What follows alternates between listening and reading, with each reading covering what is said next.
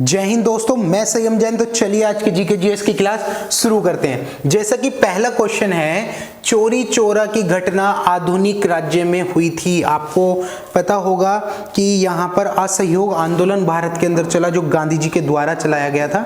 और असहयोग आंदोलन का मतलब था कि सहयोग ना करना ब्रिटिश का किसी भी तरीके से, ताकि भारत जल्दी से स्वतंत्र हो सके।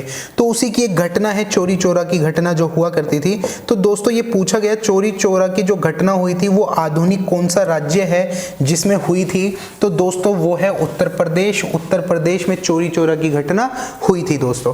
उसके साथ साथ दोस्तों नेक्स्ट क्वेश्चन पूछा गया है। नेक्स्ट क्वेश्चन है, भारत में वित्तीय आयोग का गठन संविधान के अनुच्छेद 280 के तहत किया गया है। किसके द्वारा किया गया है? अनुच्छेद तो 280 है, ये बात तो क्लियर हो गई, लेकिन जो हमारे पास वित्तीय आयोग है उसका गठन कौन करता है? देश का अध्यक्ष करता है, या प्राइम मिनिस्टर के द्वारा किया जाता है, संसद के द्वारा किया जाता है, या उच्चतम न्यायालय के द्वारा किया जाता है? तो दोस्तों देश के अध्यक्ष के द्वारा किया जाता है।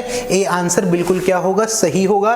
क्या है? भारत का जो वित्तीय आयोग का जो गठन किया जाता है दोस्तों, देश के अध्यक्ष के द्वारा जो कि वित्तीय गठन किया जाता है, वित्तीय आयोग का गठन किया जाता है। उसके साथ साथ नेक्स्ट क्वेश्चन पूछना चाहता है ये कि भारत के बाहर मरने वाले एकमात्र भारतीय प्रधानमंत्री थे।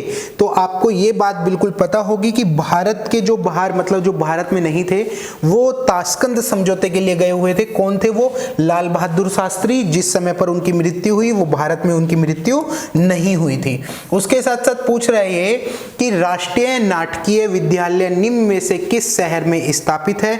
चार ऑप्शन है आपके पास, कोलकाता है, नई दिल्ली है, भोपाल है, बंबई है। तो कौन से शहर में जो कि एक तरीके से नाटकीय विश्वविद्यालय है? तो दोस्तों हाँ, नई दिल्ली के अंदर स्थापित है। कहां पर? नई दिल्ली के अंदर। कौन सा नाटकीय विद्यालय कहां पर स्थापित है? नई दिल्ली में स्थापित है। क्योंकि कुछ लोगों को गलतफहमी हो जाती है। गलतफहमी क्या होती है कि वो बंबई में, जबकि ये बिल्कुल क्या होगा? गलत होगा। मुंबई में नहीं है, नई दिल्ली में स्थापित है। कौन सा? जो कि राष्ट्रीय नाटकीय विद्यालय कहां पर? दिल्ली के अंदर है दोस्तों। उसके साथ साथ नेक्स्ट क्वेश्चन देख लेते हैं। नेक्स्ट क्वेश्चन है, अर्जुन पुरस्कार डैश वर्ष में स्थापित किया गया था? कौन से वर्ष से अर्जुन पुरस्कार की स्थापना की गई थी? तो दोस्तों 1961 से की गई थी। कब से की गई? 1961 से अर्जुन पुरस्कार की क्या की गई थी? स्थापना की गई थी। उसके साथ साथ पूछ रहे हैं, अफीम के पौधे के किस भाग में हमें जो कि मोर्फिन मिलता है? मोर्फिन जो कि कौन से भाग से मिलता है? कौन से? अफीम के पौधे से। तो दोस्तों ये मिलता है हमें जो कि फलों के छिलके से। क्या है? जो फल के जो छिलके होते हैं उससे हमें क्या मिल जाता है? मोर्फिन मिल सकता है।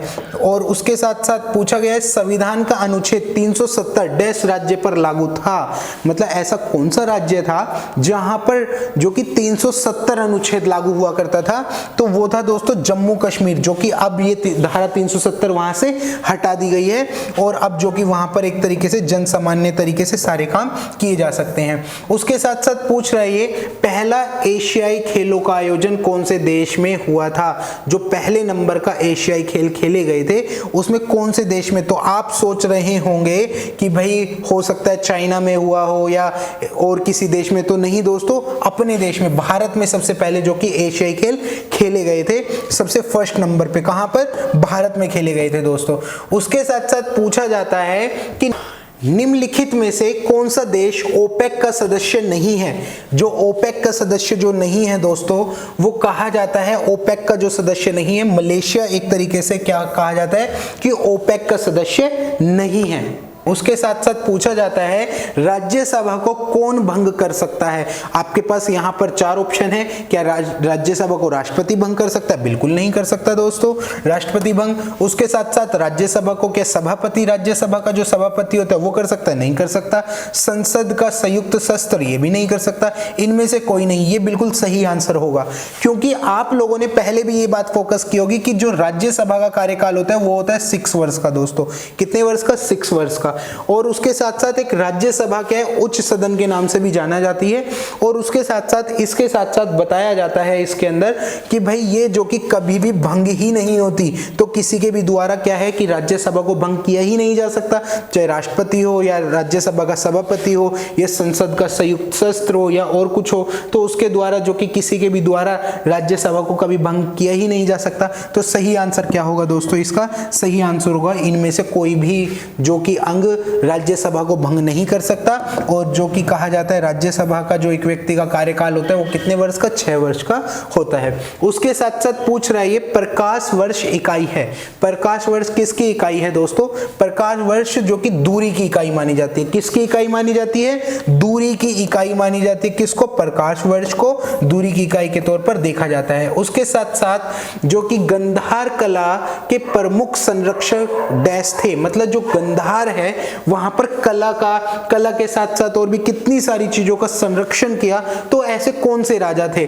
तो आप सोच रहे होंगे कि चंद्रगुप्त ने किया, जबकि आप बिल्कुल गलत सोच रहे हैं। जो कि इसका सही आंसर होगा शक और कुषाण वंश ने, जो कि इसका पूरा एक तरीके से गंधार की कला का, साहित्य का, इन सभी चीजों को संरक्षण प्रदान किया था और इनको बहुत अधिक जो कि महत्वपूर्ण तरीके से संभाल कर भी रखा था। उसके साथ साथ पूछा जाता है तोड़ा जनजाति मुख्य रूप से रहती है, जो तोड़ा जनजाति है, तोड़ा जनजाति कहां पर रहती है, कौन से क्षेत्र में, उड़ीसा, केरल, तमिलनाडु या मध्य प्रदेश। तो दोस्तों तोड़ा जो जनजाति का संबंध है वो है तमिलनाडु से। कहां से है, तमिलनाडु से संबंध रखती है। कौन सी जाति, तोड़ा जाति, जो कि तमिलनाडु से संबंध रखती है। उसके साथ साथ पूछा जाता है निम्न में से कौन सी उड़ने वाली छिपकली है, मतलब ऐसी कौन सी छिपकली है इसमें से जो उड़ सकती है। तो दोस्तों वो है डेको, जो कि एक तरीके से छिपकली क्या होती है, ये एक ऐसी प्रजाति होती है छिपकली की जो उड़ सकती है। उड़ने का मतलब हवा के अंदर उड़ सकती है नॉर्मली। उसके साथ साथ पूछा जाता है कि तांबा मुख्य रूप से विद्युत चालन के लिए प्रयुक्त किया जाता है, क्यों, कि क्या होता है, यह वह टिकाऊ होता है, मतलब बहुत ज्यादा टिकाऊ होता है, इसकी विद्युत प्रतिरोधकता निम्न होती है, यह सस्ता होता है या इसका गलनांक अधिक होता है। तो दोस्तों इसका जो सही आंसर होगा कि इसकी विद्युत प्रतिरोधकता निम्न होती है, इसलिए तांबे का एक तरीके से चालक प्रयोग किया जाता है। इस वजह से इसका बी आंसर बिल्कुल सही होगा। फिर मिलते हैं हम नेक्स्ट वीडियो में, जब तक के लिए जय हिंद, जय भारत।